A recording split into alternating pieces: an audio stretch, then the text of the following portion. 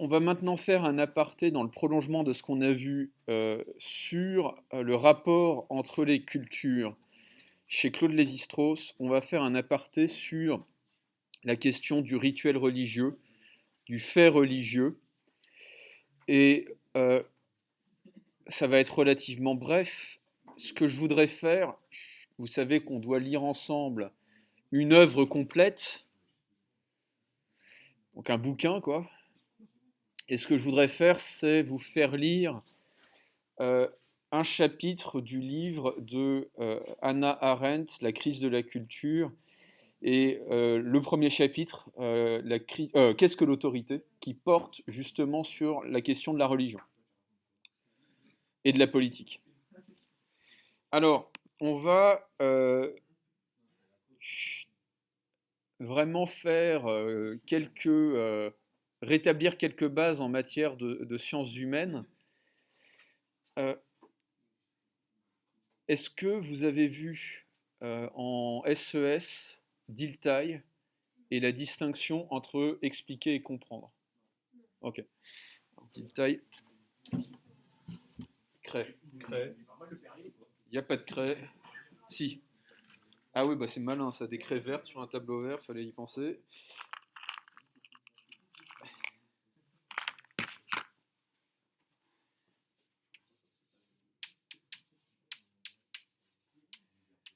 Alors,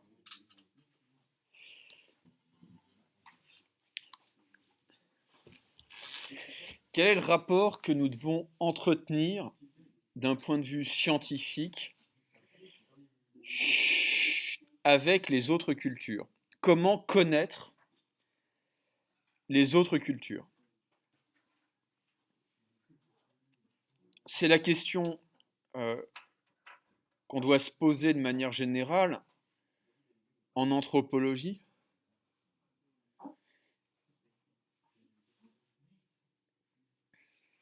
et de manière toute particulière euh, dans les sciences sociales de la religion, en anthropologie de la religion ou en sociologie de la religion.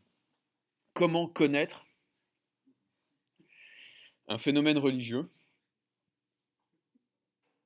a fortiori lorsque celui-ci nous est étranger?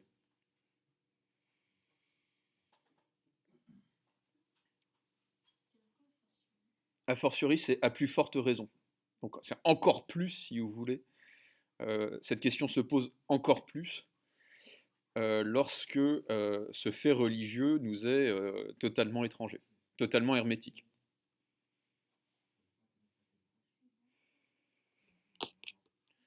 Alors,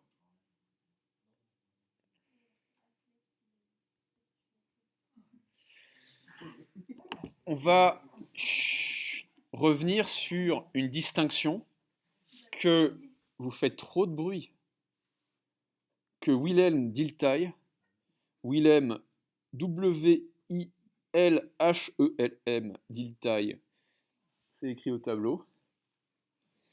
Une distinction que Wilhelm Dilthey, qui est un historien allemand, on va dire,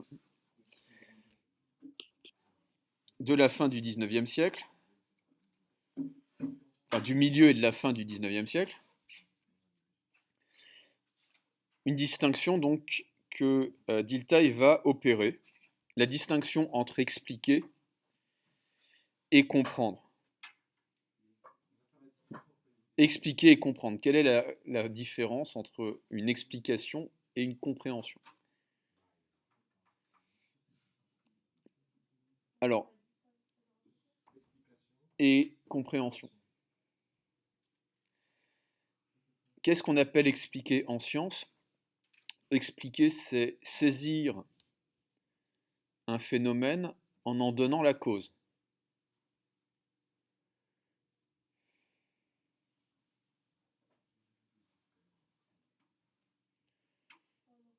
En donnant la cause.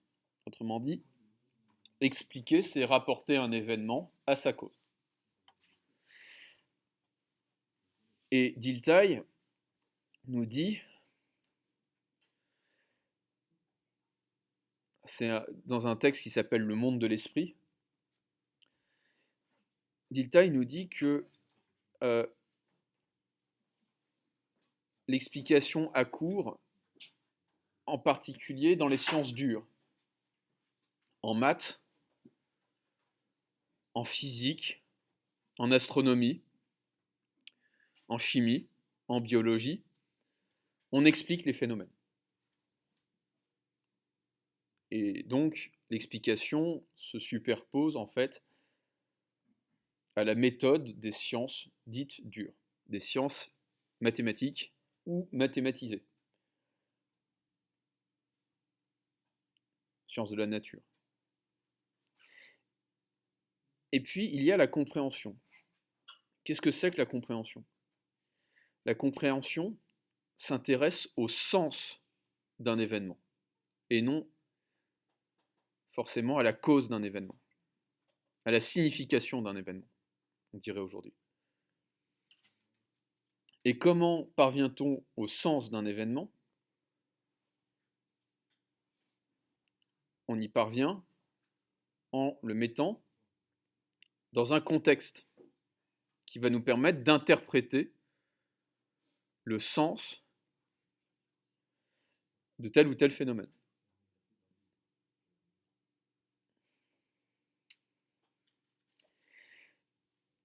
Il y a, dit Dilthey, un monde entier où l'explication n'explique pas grand-chose et où il faut comprendre. C'est le monde de l'esprit. C'est le monde des croyances.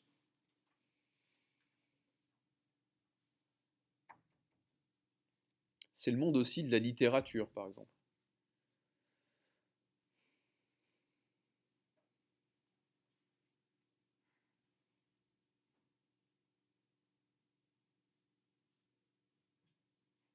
On se fout de savoir quelle est la cause qui a poussé Balzac à écrire sa comédie humaine. Ce qui nous intéresse, c'est de comprendre le sens de la comédie humaine dans le roman du XIXe siècle, dans la littérature française de cette époque, etc., etc. Et puis, il y a une science qui est quelque part entre l'explication et la compréhension. À votre avis, c'est laquelle? Une science qui explique et qui comprend à la fois. Ou une discipline, peut-être, plutôt qu'une science. Non. Une discipline à l'école, en particulier, qui recourt à l'explication et... Alors, la SES, oui, les sciences sociales, d'une certaine manière, même si les sciences sociales, on serait plutôt du côté de l'explication, je dirais. Alors, c'est un vieux débat en plus en SES. Vous allez avoir Durkheim, Émile Durkheim, vous savez, le suicide. Euh, vous n'avez pas lu le suicide? Ok. Le suicide, c'est le premier livre, vraiment, hein, de sociologie du monde. Ça date de la fin du 19e siècle, c'est un Français qui l'écrit. On pourrait dire que Tocqueville est un petit peu un sociologue, mais Durkheim, c'est le premier sociologue professionnel. C'est lui qui va justement essayer d'expliquer qu'on peut traiter les phénomènes sociaux comme des choses. Et puis vous allez avoir d'autres sociologues, par exemple Jules Monroe, qui vont dire non, les faits sociaux ne sont pas des choses. On ne peut pas expliquer les faits sociaux, il faut les comprendre. Bah, je pensais à l'histoire. L'histoire, c'est à la fois une explication causale, voilà ce qui s'est passé, parce que voilà ce qui s'est passé. Autrement dit, on va relier les événements entre eux par une explication causale. Et en même temps, quand on fait de l'histoire sociale, par exemple, euh, on fait aussi de la compréhension, très clairement. Donc c'est à la fois cette science hybride entre explication et compréhension. Alors, cette distinction est importante parce qu'elle va nous permettre de saisir le fait religieux dans ce qu'il a de singulier. On va lire un texte qui est un texte d'un auteur autrichien qui s'appelle Ludwig Wittgenstein, et c'est un commentaire de texte. C'est-à-dire que ce texte de Wittgenstein commente un autre texte qui est le Rameau d'or de Fraser. Et Ça s'appelle Remarques sur le rameau d'or de Fraser. Vous remarquerez les dates sur le corpus, fin de la page 7, 1912-1951, c'est-à-dire que déjà c'est énorme en termes de taille, le rameau d'or de Fraser. C'est surtout un texte qu'il a lu pendant très longtemps. 1912, Wittgenstein est, je crois, encore étudiant. Il va y avoir la parenthèse enchantée 1914-1918 quand on est autrichien. Il va combattre. Et 1951, c'est quasiment c'est la fin de sa vie. Alors, j'aimerais beaucoup que vous vous taisiez, par exemple. On va lire le texte ensemble. Fraser, qu'est-ce que c'est que le rameau d'or de Fraser pour que vous compreniez bien? Le rameau d'or de Fraser, c'est une étude des récits, des contes, des mythes européens de l'époque archaïque. C'est-à-dire, qu'est-ce que c'est que l'époque archaïque? C'est avant le 5e siècle, avant la fondation de Rome. Donc ça remonte à très loin. Et Fraser va s'intéresser tout particulièrement aux rituels magiques. Et parmi ces rituels magiques, à la magie du sang, fondée sur le sacrifice humain. Wittgenstein va commenter la manière dont Fraser commente le sacrifice humain. Ça va? C'est clair?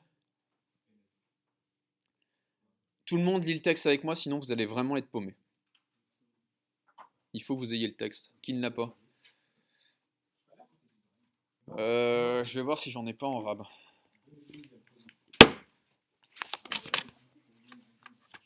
Vous êtes très vilain. Non, le bonheur, un truc sur Hegel, les explications. La culture, il m'en reste un. Il m'en reste un. Deux. Il m'en reste deux. Les premiers arrivés sont les premiers servis. Quel galant homme!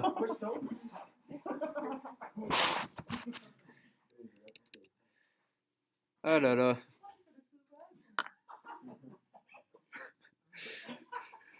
Du calme. Page 7. Fin de la page 7. La manière dont Fraser expose les conceptions magiques et religieuses des hommes n'est pas satisfaisante. Elle fait apparaître ces conceptions comme des erreurs.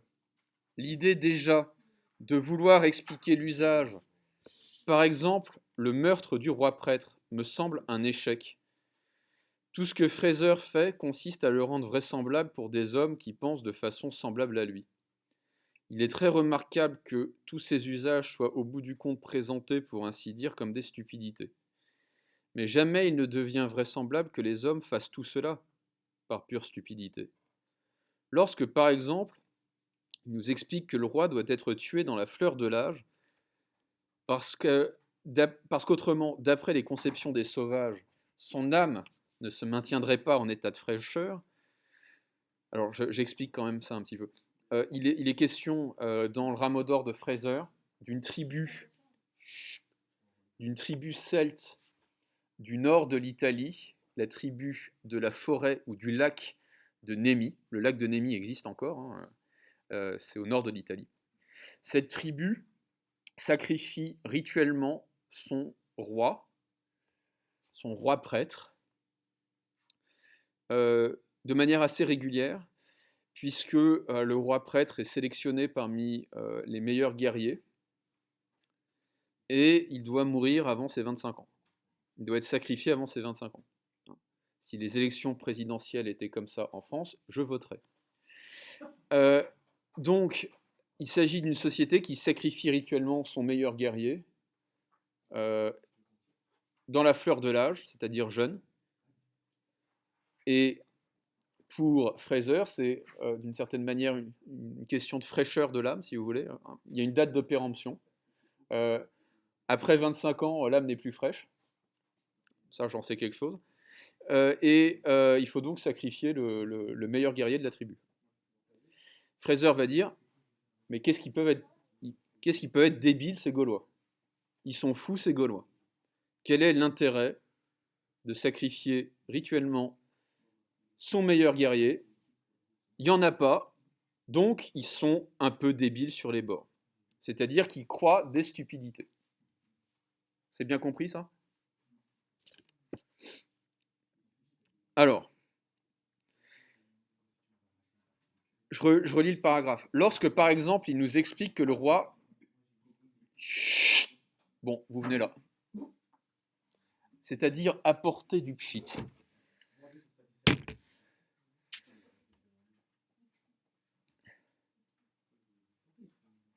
J'ai headshoté un STI au désinfectant, si vous voulez, vendredi dernier.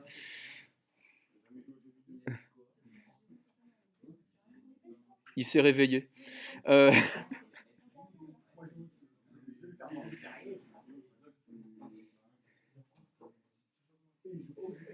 Oh, victime.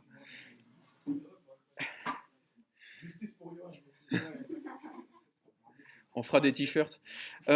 Lorsque, par exemple, il nous explique que le roi doit être tué. On est proche, monsieur. Oui, on est très proche. Ouais, On est trop proche. Là, là, un rang devant. Encore, encore, il faut que mes missiles soient apportés. Là, c'est très bien. Là, effectivement, je peux tirer avec précision. Lorsque, par exemple, il nous explique que le roi doit être tué dans la fleur de l'âge parce qu'autrement, d'après les conceptions des sauvages, son âme ne se maintiendrait pas en état de fraîcheur, on ne peut pourtant que dire, là où cet usage et ces conceptions vont ensemble, l'usage ne provient pas de la façon de voir, mais il se trouve justement tous les deux là. Il peut bien arriver, et il advient fréquemment aujourd'hui, qu'un homme abandonne un usage après avoir reconnu une erreur sur laquelle cet usage s'appuyait. Mais ce cas n'existe précisément que là où il suffit d'attirer l'attention de l'homme sur son erreur pour le détourner de sa pratique. Or, ce n'est pas le cas lorsqu'il s'agit des usages religieux d'un peuple, et pour cette raison, c'est pour cette raison qu'il ne s'agit pas d'une erreur. Autrement dit, il y a un certain nombre d'usages, il y a un certain nombre de pratiques qui s'appuient sur des connaissances pour se justifier, mais il y a toute une série de pratiques qui ne reposent pas sur des connaissances et qui subsistent dans une société. On va prendre un exemple tout simple, et Wittgenstein en parle dans un autre texte. Wittgenstein a combattu pendant la Première Guerre mondiale, donc dans les tranchées, de l'autre côté. Donc vous passez quand même 4 années de votre vie à vous prendre des obus sur le coin de la figure. C'est terrorisant. Et Wittgenstein va remarquer qu'à ce moment-là, quand vous prenez des obus, vous appelez votre mère, hein, ou si vous avez la chance d'avoir une fiancée qui vous attend à la maison, vous vous mettez à embrasser la photo de votre bien-aimé, comme si, appeler votre mère en plein bombardement, crier maman, hein, ou embrasser la photo de sa fiancée, ça allait vous préserver des obus. Non, embrasser la photo de sa fiancée. Comme si ça allait vous conjurer plutôt le mauvais sort. On remarque pendant la guerre, si vous voulez, des tas de pratiques d'ordre superstitieuse, si vous voulez, qui sont nécessaires pour maintenir le combattant dans une bonne santé mentale, mais qui ne reposent sur aucun savoir, aucune connaissance. Je pense très sincèrement que les gens qui, alors qu'ils sont en train de vivre leurs derniers instants, ou ce qui peut être leurs derniers instants, crient maman, crient au secours, sont bien conscients que ça ne sert strictement à rien de crier. Okay. Mais oui, il a raison. Exactement. Mais dit, Mais bien sûr que oui. Non, mais Jonathan, Jonathan a raison. C'est-à-dire qu'il y a un certain nombre de choses que l'on fait, il y a un certain nombre d'actes que l'on effectue qui n'ont pas d'efficacité sur le monde réel, mais qui font du bien, ou qui font peur, ou qui euh, instaurent une certaine majesté dans une cérémonie. Ça va ou pas? Ok.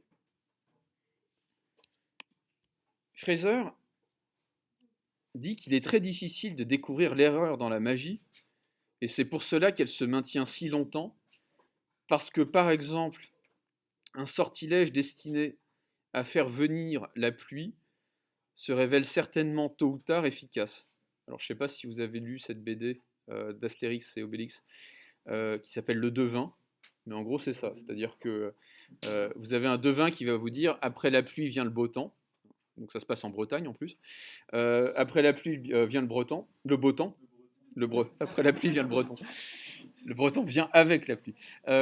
Après la pluie vient le beau temps, et un jour, hein, ça arrive quand même en Bretagne, le beau temps arrive, et là, tous les Gaulois du village sont en train de se dire: ah, mais c'est un grand devin, il est extraordinaire.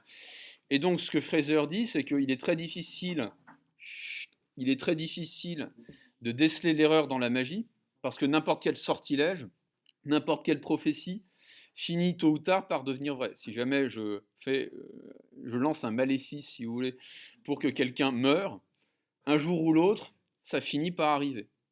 Et Fraser va expliquer la raison. Enfin, il explique le fait que la magie se maintienne aussi longtemps dans la société par le caractère imprécis des prophéties et des sortilèges.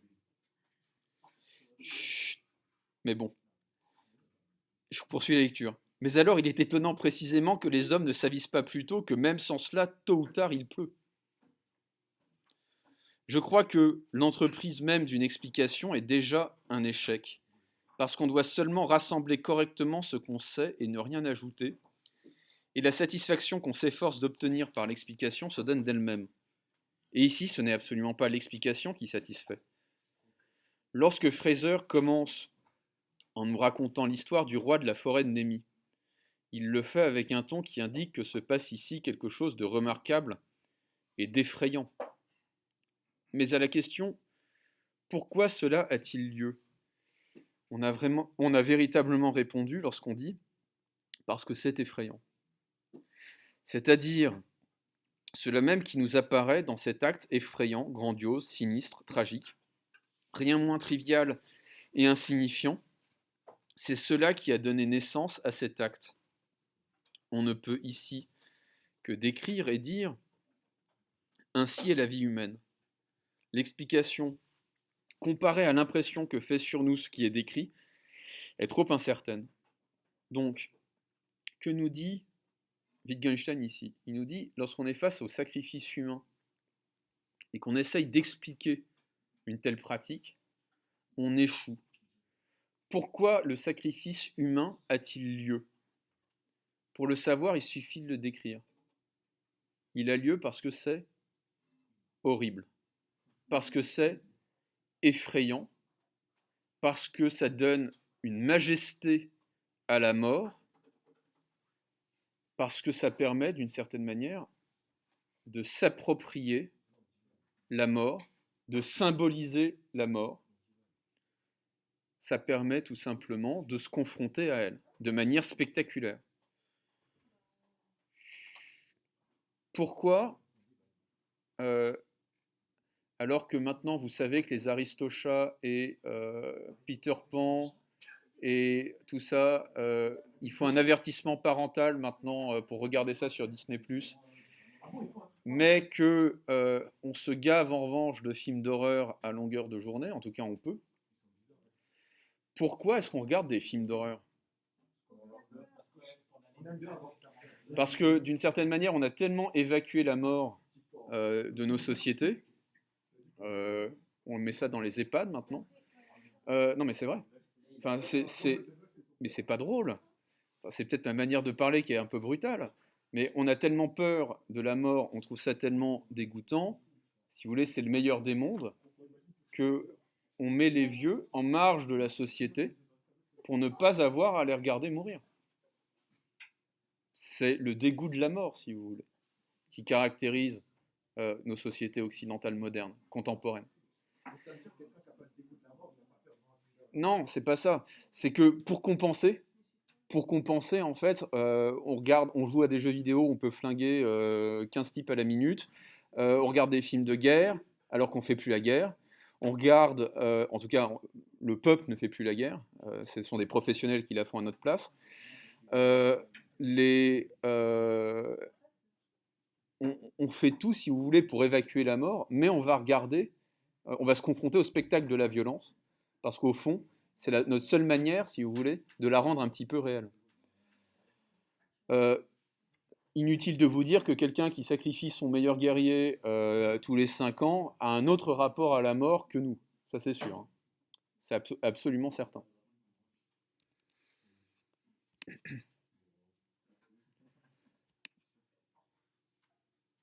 Alors,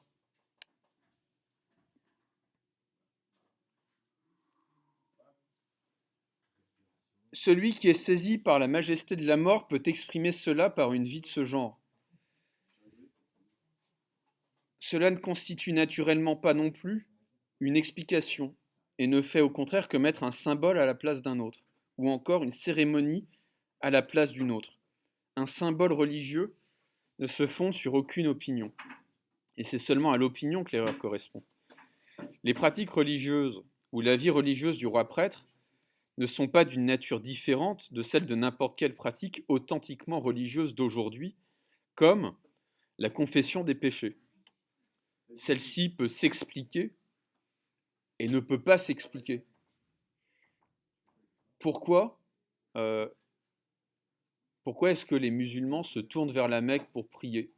Pourquoi est-ce que le catholique va auprès de son prêtre pour se confesser et pour communier?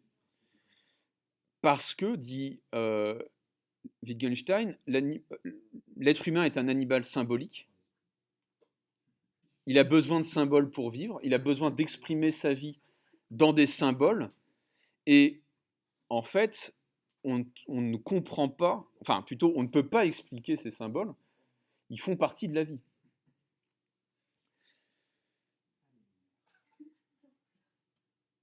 Brûler, je poursuis la lecture du texte, brûler en effigie, embrasser la photographie de la bien-aimée. Cela ne repose naturellement pas sur la croyance qu'on produit un certain effet sur l'objet que l'image représente. Cela vise à procurer une satisfaction, et y parvient effectivement. Ou plutôt, cela ne vise rien. Nous agissons ainsi, et nous avons alors un sentiment de satisfaction. On pourrait embrasser aussi le nom de la bien-aimée, et alors apparaîtrait clairement comment le nom remplace celle-ci. Le même sauvage qui, apparemment pour tuer son ennemi, transperce l'image de celui-ci, hein, c'est les rituels vaudous, construit sa hutte en bois de façon bien réelle et taille sa flèche selon les règles de l'art et non en effigie. Il faut distinguer des opérations magiques, les opérations qui reposent sur une représentation fausse, trop simple des choses et des événements. Lorsqu'on dit par exemple que la maladie passe d'une partie du corps dans l'autre et qu'on prend des dispositions pour détourner la maladie, comme si elle était un liquide ou un état thermique, on se fait alors une image fausse, c'est-à-dire inadéquate. Quelle étroitesse de vie spirituelle chez Fraser. Par suite, quelle impuissance à comprendre une autre vie que la vie anglaise de son temps. Fraser ne peut se représenter aucun prêtre qui ne soit pas au fond un parson, c'est-à-dire un prêtre anglican, un parson anglais de notre époque avec toute sa sottise et sa veulerie. C'est-à-dire qu'on pourrait commencer ainsi un livre sur l'anthropologie. Quand on considère la vie et le comportement des hommes sur la Terre, on s'aperçoit qu'ils exécutent en dehors des actes qu'on pourrait appeler animaux, comme l'absorption de nourriture, des actes revêtus d'un caractère spécifique qu'on pourrait appeler des actes rituels. Mais cela étant, je vais finir la lecture du texte. C'est une absurdité de poursuivre en disant que ces actes se caractérisent par ceci qu'ils proviennent de conceptions erronées sur la physique des choses. C'est ainsi que procède Fraser lorsqu'il dit que la magie est essentiellement de la physique fausse, ou selon le cas de la médecine fausse, de la technique fausse. Ce qui est caractéristique de l'acte rituel, au contraire, ce n'est pas du tout une conception, une opinion, qu'elle soit en l'occurrence juste ou fausse, alors qu'une opinion, une croyance, puisse elle-même être également rituelle, puisqu'elle fait partie du rite. On pourrait dire, chaque point de vue a son charme, mais ce serait faux. Il est juste de dire que tout point de vue est important pour celui qui le considère comme important, mais cela ne veut pas dire qu'il le soit autrement qu'il n'est, qu'il le voit autrement qu'il n'est. Oui, en ce sens, chaque point de vue est d'égale importance. Je lis parmi de nombreux exemples semblables la description d'un roi de la pluie en Afrique à qui les gens viennent demander la pluie lorsque vient la saison des pluies. Or, cela veut dire qu'ils ne pensent pas réellement qu'ils puissent faire de la pluie. Ils le feraient autrement pendant la saison sèche, durant laquelle le pays est un désert aride et brûlé. Car si l'on admet que les gens ont par sottise un jour institué cette fonction de roi de la pluie, ils ont déjà eu auparavant l'expérience du fait que la pluie commence en mars, et ils auraient fait fonctionner le roi de la pluie pour le reste de l'année. Ou encore, c'est le matin, lorsque le soleil va se lever, que les hommes célèbrent les rites de l'aurore, et non la nuit. Ils se contentent alors de faire brûler les lampes. Lorsque je suis furieux contre quelque chose, je frappe quelquefois avec mon bâton, ou avec autre chose, contre la terre, ou contre un arbre. Quand je me cogne contre quelque chose, parfois, il m'arrive par agacement, si vous voulez, de remettre un coup, si vous voulez. Et évidemment, ça ne sert strictement à rien. Mais je ne crois tout de même pas que la Terre soit responsable ou que le fait de frapper puisse avancer à quelque chose. Je donne libre cours à ma colère, et de ce type sont tous les rites.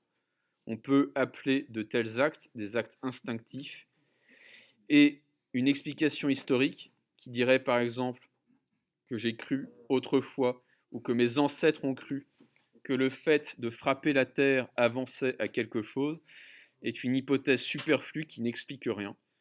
Ce qui est important, c'est la similitude de cet acte avec un acte de châtiment, mais il n'y a rien de plus à constater que cette similitude. Alors, que dit Wittgenstein à propos de Fraser? Fraser, donc, qui est cet anthropologue anglais de la fin du XIXe siècle et qui va écrire le Rameau d'or, Fraser explique le rituel religieux et en particulier le rituel magique par, et c'est une explication qui est très classique, si vous voulez, de la religion et de la magie, par un déficit de connaissances scientifiques. Au fond, il faut noter là, si les rituels magiques et de manière plus globale les rituels religieux se maintiennent aussi longtemps dans des sociétés, c'est parce que la science n'a pas suffisamment progressé de connaissances scientifiques.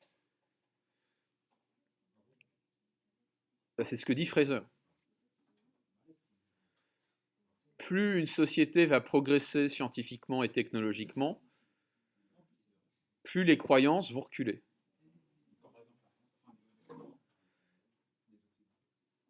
Bah,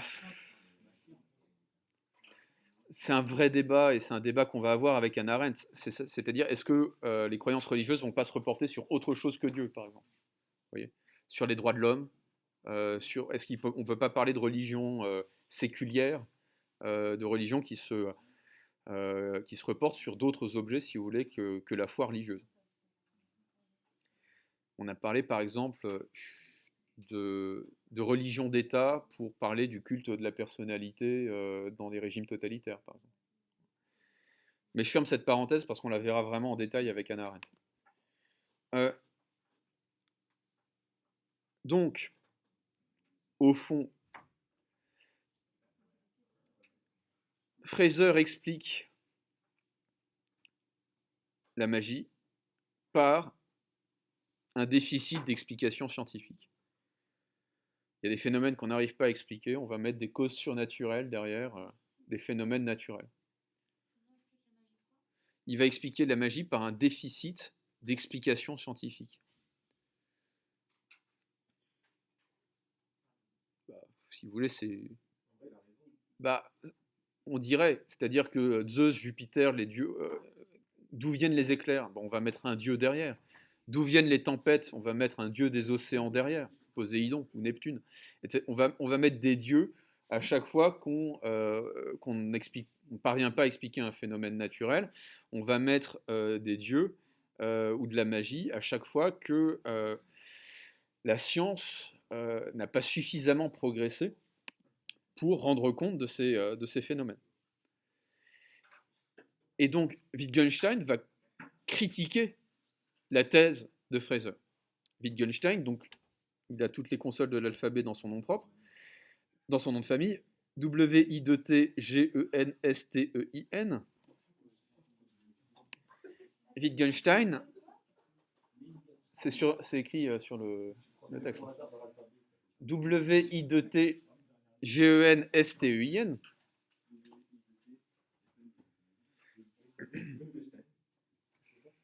Ouais.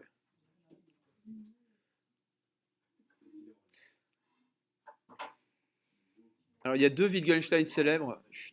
Il y en a notamment un que vous avez peut-être vu en histoire. Le frère de Wittgenstein va aussi participer à la Première Guerre mondiale. C'est un grand pianiste et il va perdre une main. Il va perdre sa main droite. Et donc, je crois que c'est Ravel qui va écrire des sonates pour la main gauche, pour ce grand pianiste qui était le frère de Ludwig. Alors, que dit Wittgenstein? Wittgenstein dit qu'on ne peut pas expliquer, la magie par un déficit de connaissances. Ce n'est pas vraisemblable.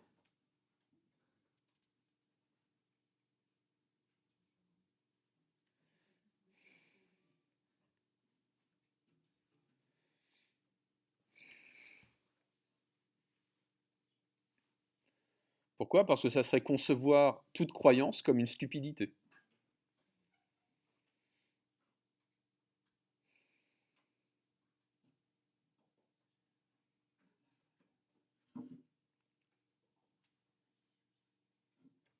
Jonathan. Or, ce que dit Wittgenstein, c'est que nous ne croyons pas par stupidité. Nous croyons par besoin. Nous croyons par besoin.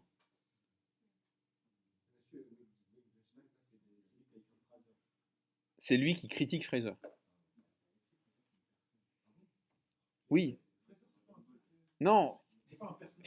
Non, c'est l'auteur c'est un anthropologue anglais de la fin du 19e qui écrit le Rameau d'or. Et le Rameau d'or, c'est un recueil, si vous voulez, de récits, de mythes, de légendes et de pratiques magiques aussi, des tribus d'Europe, celtiques, et d'autres tribus, si vous voulez, étrusques aussi, et puis d'Europe centrale. Euh, et Wittgenstein vient après, si vous voulez, pour commenter ce Rameau d'or de Fraser. Lui, il n'est pas d'accord, effectivement. Oh, je vais en prendre un pour taper sur l'autre, comme disait mon père. Alors, il a raison. Au fond, ce que dit Wittgenstein, c'est que les croyances, les rituels, plutôt, les rituels sont la transformation symbolique de nos instincts.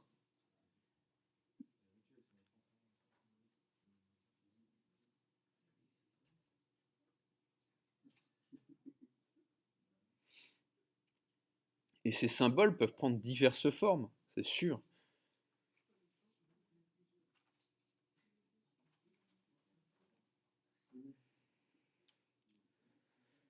mais on ne peut pas expliquer le rituel religieux comme une simple erreur.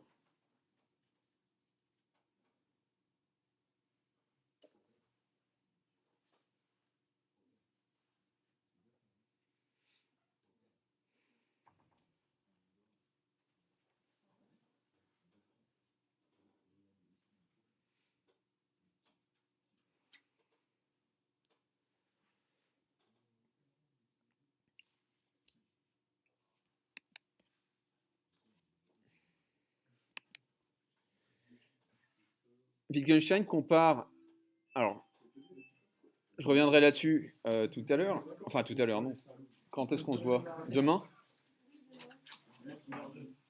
Et ensuite on aura quasiment fini le cours sur la culture en tant que telle. À demain.